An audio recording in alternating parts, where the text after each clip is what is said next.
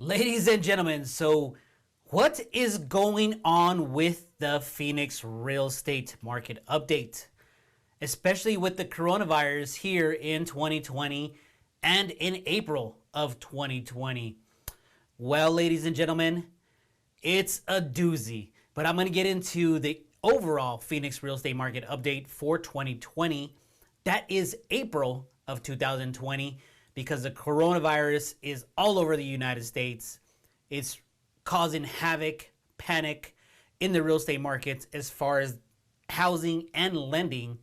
But I wanted to give you the update, okay? I wanted to give you the update for our market here in Phoenix, Arizona. So with that being said, I'm gonna do one and two things. I will be communicating with you verbally, visually here, and I'm gonna be showing you my tablet as well, coming in and outside the frame and showing you some graphs, etc. So buckle down, sit down tight. It's not that bad of some news just yet, but let's go. This is where they go for the real estate info. I'm here to lead and help you succeed. One thing that you'll learn about me is I'm on a mission to get the knowledge to the world when making decisions and buying and selling real estate. Victor Huerta. Remember my name.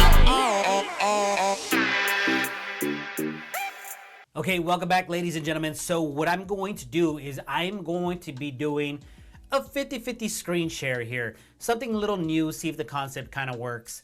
I will be on probably your left side or right side, then my tablet will be on the other side. So let's get right into the data. Enough said, I will be looking down, up at the camera.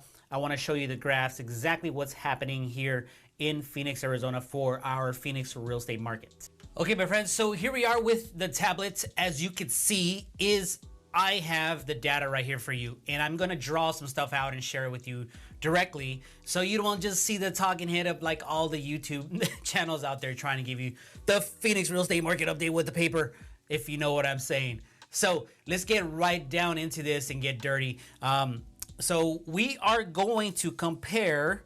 Here is April. If you'll see here on the board, it says Phoenix Metro residential real estate annual changes from April of 2019 compared to April of 2020.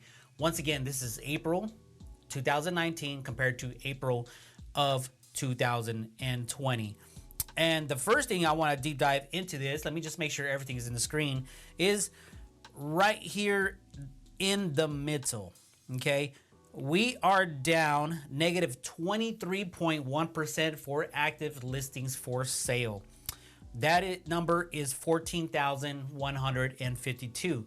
So with that being said, is we are negative 23% compared to last year, meaning that we have less inventory available for you, the home buyer, home investor, etc., in order to buy a house. This is bad for home buyers. This is good for home sellers a little bit, just because the coronavirus is here. Okay, so let's get into the next number, which is going to be listings under contract. Negative 24.0%. So listings under contract is 9,792. Okay, so that is a negative number compared to last April as well. Now, one thing I want to touch base on right here, is the monthly median sales price of a positive 13.8%, and the price now is $305,000. That is overall the whole Maricopa County and Pinal County, okay? Now, if you've watched all my latest videos of the real estate markets, you will see that the prices have increase like yearly, like monthly, crazy. The prices just keep on going up. So what's going to happen with the whole coronavirus? I don't know. I'm not a magician. I can't see the landscape, but the numbers are telling us that we're not going to have a housing market crash yet here in Phoenix. We probably won't even have one like 2008. We have some very strong data but the coronavirus is causing a lot of economic issues with unemployment, businesses, asking for SBA loans, and the SBA account is running out of funds and money. So that's all going to take play here in the real estate market, but we're not going to see probably a change or a trend for like 4 to 6 months from now. So if you want to keep up to date, I highly suggest that you subscribe to the channel. Okay, now I already messed up on that. Let me get here back to here. Let's see what we got here. So closed sales right here in the middle, make sure that's in the screen, is total monthly sales is 8,768. We are up 4.3% from last April. Okay, listing success rate right here. Bring that up. Is you can see that we are comparing 2018, 2019, 2020. Okay, April 2018 we were at 84.7%. 2019 we're at 82.3%, and of course in 2020 we are at 83.2%. So with that being said, is for April of 2020, you had an 83.2% chance of selling your house if you had it listed for sale. Okay, so that's 83.2% of you selling your house. Now, with the coronavirus, if you are a seller, you're having to do a little bit more stuff in order to get your property sold. Okay, we used to be able to just put the property on the market, sell it as is, and not have to do any repairs. You would get multiple offers right away. That is not happening because the virus has pause, slow down a little bit. Okay, so if you have a house for sale, don't expect to have multiple offers in like 4 days. It's probably not going to happen anymore. It was happening before the virus. We were a frenzy. I mean, we were extremely frenzy, but now we're just a frenzy. So if you are a seller, you're going to have to pump the brakes a little, be patient. Your house might sell on the market a little bit longer. You're going to probably have to do some repairs when the contract comes and the buyer asks like, hey, I need you to repair some items.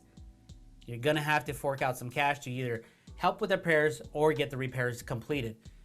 But don't worry, you still have time to sell your house for top dollar. It's just gonna take a little bit longer, okay? Just a little bit longer. Now, with that being said, I think the most important thing here that I really like about this Cromford report, okay, is it shows us the months of supply. Down here, 2018, 2019, 2020. And you will see here 2.3, 2.7, and 2.1. So in April of 2018, we were at 2.3 months of supply. In April of 2019, we were at 2.7 months of supply, and now we're back at 2.1. So as you can see, this graph is going down.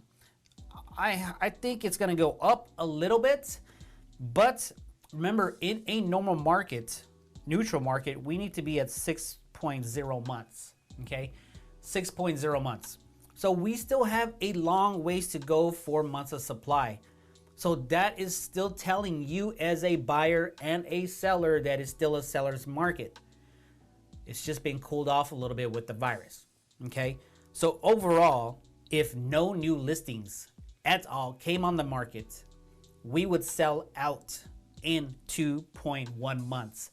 That is what the graph is telling us right there, okay? So we are still in the seller's market. So if you are a home buyer, you still got to put your best foot forward, but you have a little bit more negotiation power because you are almost controlling what's going on because of the coronavirus. Because if you are well qualified, you have a job, you're looking to purchase a house, we could probably negotiate the price a little bit more in some terms. But you got to understand it's still a seller's market. People who are educated that know it's still a seller's market, they're going to just be like, okay, I'm not in a rush. I'm going to leave it on the market for a while, especially now that the coronavirus might be trending downward. We're going to have to see how the market overall changes. So that's what that graph states right there. Now, with that being said, that is the overall Phoenix residential real estate market comparing April 9th of 2019 to April 9th of 2020. What exactly am I seeing out there? Okay, for one is if you are a seller, you're definitely going to just have to pause the brakes a little bit. Okay, you're going to have to do a little bit more to your house to get it sold as far as repairs. You might still gonna have to give out maybe some seller concessions for closing costs, and your house is gonna sit on the market a little bit longer. We're seeing a lot more inventory below the 500,000, and 500,000 and above is you're gonna be sitting on the market for a little bit longer time. So just be patient. If you are a home buyer looking to buy a house, you have a lot of things going against you. I'm sorry.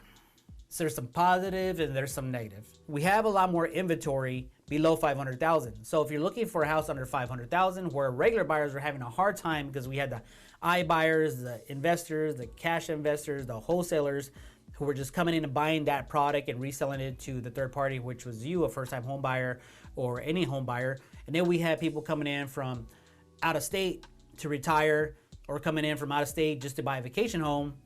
That is all stopped, so that kind of gives you the benefit right there. Okay?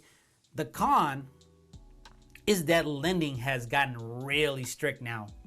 Some banks and some lenders are increasing their FICO scores to 700, to 680 for FHA. Some are still at 640. 580 has almost gone away. Jumbo loans has gone away for a while. And it's getting harder to get money to purchase a house. Your debt to income ratio, meaning, okay, has dropped down. Okay, the percentage has dropped down, so you have to have less debt, more income to purchase a house. And then lenders are verifying income in the front end, in the middle, and maybe at close to the end of your process of buying a house. And then they got to verify if you're still employed. I think it's like 10 days before you close escrow. And then I'm also hearing that you can't lock the rate, your interest rate, till almost at the back end of the loan. Be mindful as a home buyer. It's gotten a little tougher on the lending side. We still are in a seller's market. Inventory is still low, so there's a lot of stuff, a lot of moving parts, especially with the coronavirus. I would highly suggest that you don't purchase a house unless you have a stable job, stable income, and you know your job is secure. Okay? I don't want to put you in a house and then you come back and call me like, hey, Victor, I lost my job. I need a short sale. I need to foreclose. If I don't sell this house, it's going to ruin my credit and you're going to be in debt and it's going to be a total mess. Forbearance, if you buy a house or you own a house, don't try to miss a payment. It's a huge mess. You're going to have, with all the payments you miss, 3, 4, 5, or 6 payments, they're going to tackle that at the end of the loan. It's going to be a lump sum due and you're going to be in a bigger mess. You're going to call me. You'll be going to foreclosure, short sale. You're going to ruin your credit. Just try not to do it. But I understand if you can't make your payments, your local real estate agent right away and make a game plan. Get all the details before you believe what's on the street about forbearance, about missing your payments. So with that being said, I hope you enjoyed the Phoenix real estate market update for April of 2020. It's a doozy, okay? If you're a home buyer, you have some benefits coming in because more inventory, more product is coming in for sale.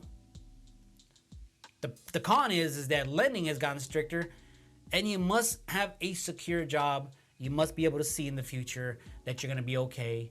And interest rates are still low. I mean, 3.5%. Back when I bought my first house, I was at 6.25%. So think about the rates. Okay, prices are gonna trend down a little bit lower here in Phoenix. Rates are still low. It's still a good time to buy, only if you have a secure job and you are secure mentally, physically, and income-wise. Home sellers, be patient. Be patient. Coronavirus is here. Take the initial steps to keep your house safe when people are entering your house. If you have hand sanitizer, put it out there.